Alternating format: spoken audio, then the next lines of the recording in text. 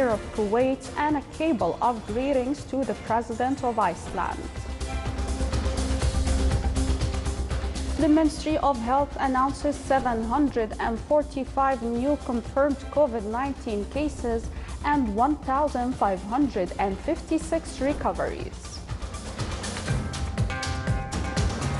The Sultanate cancels no objection certificate for transferring a worker from one company to another starting from next year. And the economic sectors are on top in terms of achievements as per the key performance indicators of the Economic Diversification Program 10-FEED.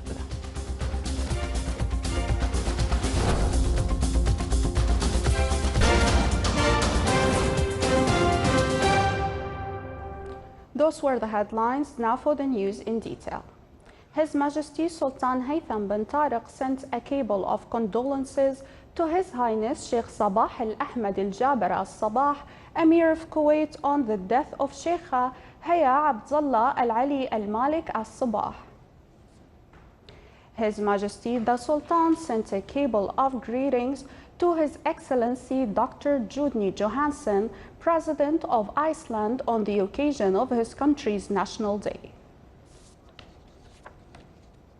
The Ministry of Health announced 745 new confirmed cases of COVID-19, which brings the total number registered in the Sultanate to 25,269, including 114 deaths.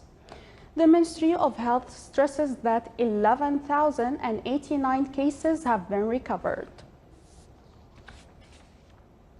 The Sultanate, represented by the Ministry of Health, took part in the 7th meeting of the GCC Health Undersecretaries held via video conferencing. The meeting came to discuss the latest developments of coronavirus COVID-19 pandemic. During the meeting, Their Excellencies, the Undersecretaries, valued the efforts being exerted by the affiliates of the GCC countries' health sector. They also praised the cooperation of the citizens and the officials as well as domestic bodies in these exceptional conditions. The Sultanate's delegation was headed by His Excellency Dr. Mohammed bin Saif Al Hosni, Undersecretary of the Ministry of Health for Health Affairs.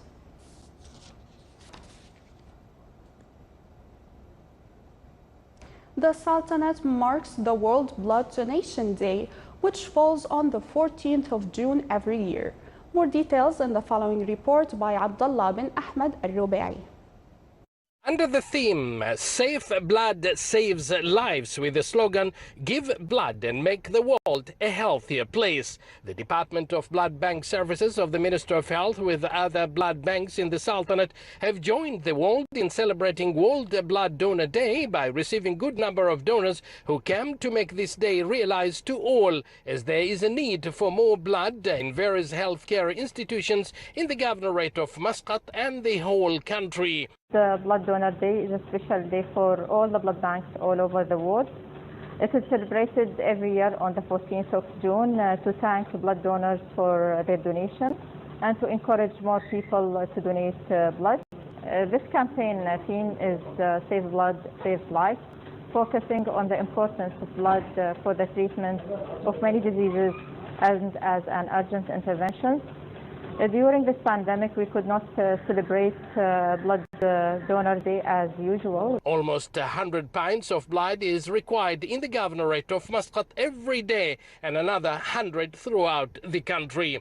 The need for safe blood is universal. Safe blood is critical both for treatments and urgent interventions. It can help patients suffering from life-threatening conditions live longer and with a higher quality of life, and support complex of medical and surgical procedures.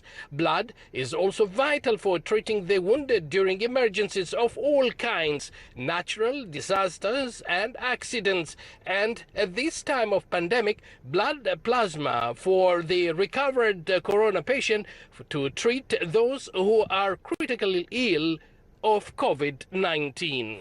We are saving lives, and that will help us and our community and the community here to give and take. World Blood Donor Day 2020 is increasingly recognized worldwide. The giving blood is a life-saving act of solidarity, and that services providing safe blood and blood products are an essential element of every health care system. Abdullah bin Ahmed al-Rabi'i, Sultanate of Oman Television, Muscat.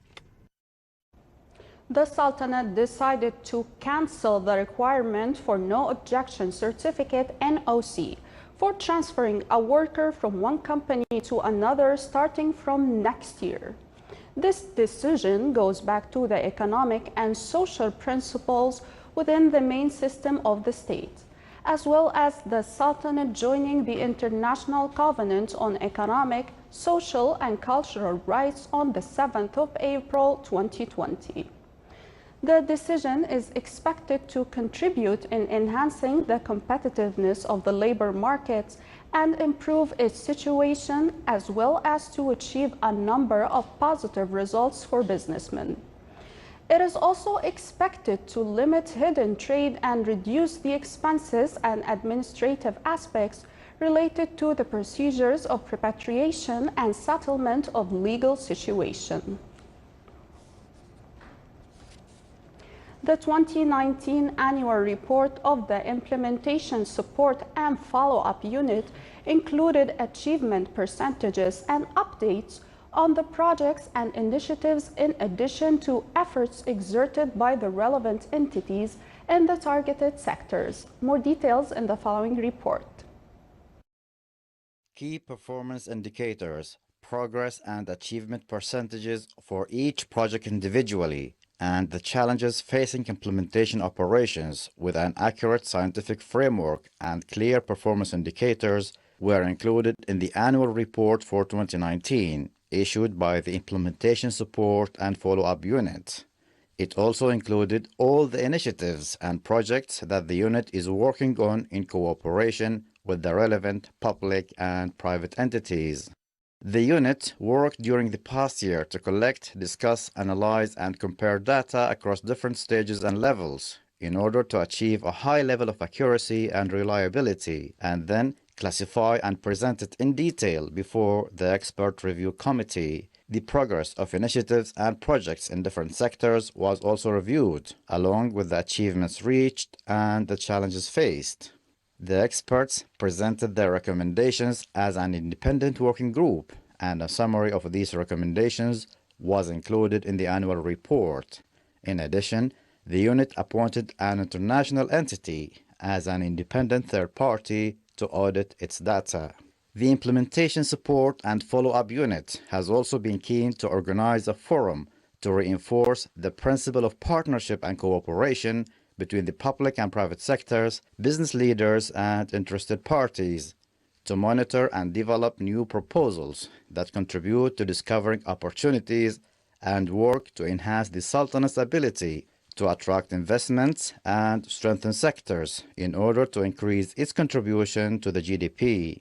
The unit is working to follow up and support the implementation of more than 130 initiatives and projects in several key sectors, namely manufacturing, tourism, logistics, labor market and employment, business environment, fisheries, energy, mining, information and communication technology, in addition to the education sector, in which work is still ongoing, in order to align its outputs, particularly with regard to its governance, coinciding with the government's approach to restructure the state's administrative apparatus and the governance of the government performance. The results of this alignment shall be revealed after its approval.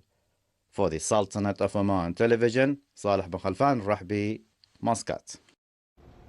The fifth generation 5G networks affiliated with Oman Telecommunications Company Omantel and Oman Qatar Telecom Ooredoo are affected by the transborder radio interference, which significantly affected the efficiency of the fifth generation networks in some regions of the Sultanate.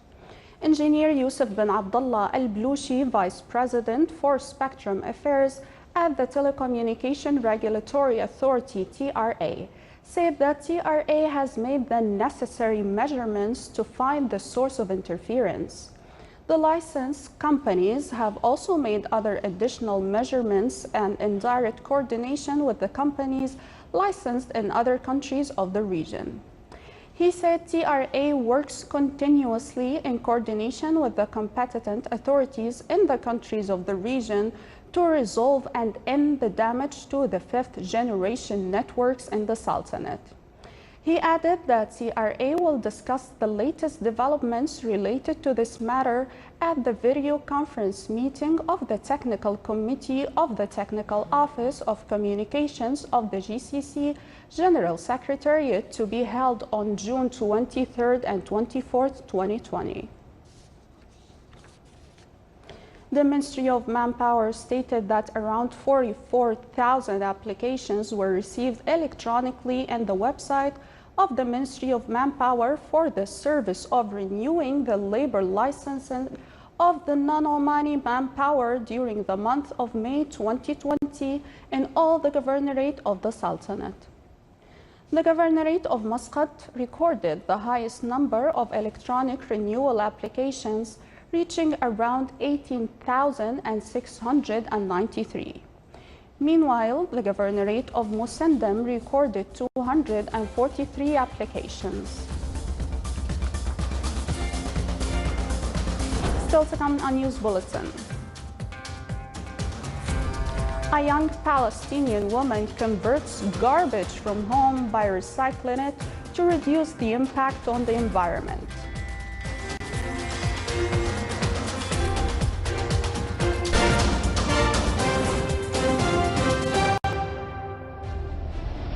Non-compliance with the directives of the Supreme Committee dealing with coronavirus COVID-19 exposes you to risk and legal action. Stay safe.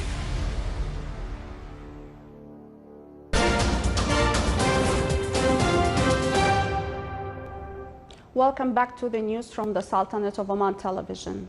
South Korea today warned it will strongly respond to any further provocative actions by North Korea, expressing regret towards the North demolition of Inter-Korean Liaison Office in the North Korea's city of Gyeongsang. Deputy Director of South Korea's National Security Council said in a briefing that the responsibility of all the resulting situation from the destruction of the liaison office will be entirely on North Korea. The liaison office opened in September 2018 after renovation as part of the joint declaration between the two Koreas. Egypt, Sudan, and Ethiopia said talks would continue later this week to resolve their dispute over a Nile dam Ethiopia is constructing, even as Cairo accused Addis Ababa of rejecting fundamental issues at the heart of the negotiations. Ethiopia wants to begin filling the dam's reservoir in the coming weeks, but Egypt has raised concern that filling the reservoir too quickly and without a deal could significantly reduce the amount of Nile water available to Egypt.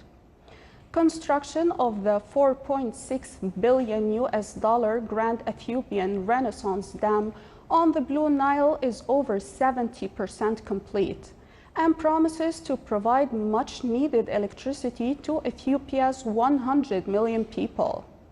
Egypt seeks to protect its main source of fresh water for its large and growing population, also more than 100 million. In Palestine, a young woman recycles everything naturally in order to maintain environment and keep her home free of waste. More details in the following report. This Palestinian young woman strives to make her home an area free of waste and garbage. Najla Abdulatif says she avoids buying any products packed in her hometown in Jerusalem and chose instead to use materials in her garden to make most of her household items. I am using wasted food instead of throwing it in the waste trash to turn it back to the ground and nature normally. Najla was inspired by the idea of reducing garbage and waste for the first time 2 years ago while traveling to Europe, where she became acquainted with the environmental impact of sound waste management. I use water, vinegar, and lemon, and after 2 or 3 weeks, it turns into a cleaning liquid. I was in despair and depression because I didn't want to be among the group that produces waste. So I decided to reduce the waste that I produce personally in order to minimize my negative impact on the environment. In an attempt to avoid contributing to the increase of waste in the city of Jerusalem, Najla made a complete lifestyle change, food as a fertilizer for the earth and using lemon peel and vinegar to make liquid soap. She also uses reusable bags when purchasing fresh products. Now she has become a source of inspiration for her parents to follow her lifestyle. But she aims to inspire more people in her city, especially students, to follow in her footsteps and reduce their share of environmental waste. This is the Sultanate of Oman television. Before we end tonight's news bulletin, here are the main points once again. His Majesty Sultan Haytham bin Tariq sends a cable of condolences to the Emir of Kuwait and a cable of greetings to the President of Iceland. The Ministry of Health announces 745 new confirmed COVID-19 cases and 1,556 recoveries. The Sultanate cancels no objection certificate for transferring a worker from one company to another starting from next year. And the economic sectors are on top in terms of achievements as per the key performance indicators of the Economic Diversification Program Tanfiz. With that, we come to the end of tonight's news bulletin. From all of us here at the newsroom and the studios, thank you for watching and have a good night.